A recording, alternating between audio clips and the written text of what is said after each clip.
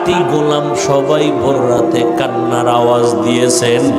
আর একটা দোয়া কবুলের সময় রোজাদার যখনই দোয়া করবে তখনই কবুল হবে। তবে রোজাদারটা রোজাদার হতে হবে। ওই রোজাও রাখবা, মিথ্যাও বলবা, ঝগড়াও করবা, এই রোজাদার হলে হবে না। রোজাদার তোমার চোখের রোজা, হাতের রোজা, কানের রোজা, পায়ের রোজা। অর্থাৎ রোজা মানি গুনাহ থেকে বেঁচে থাকো, পানাহার থেকে বেঁচে থাকো। আর রোজার দ্বারা তাকওয়া অর্জন করো।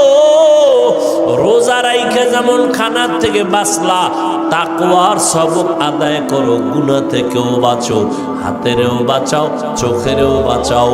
এইভাবে করিয়া তুমি যদি দোয়া করো সাথে সাথে কবুল।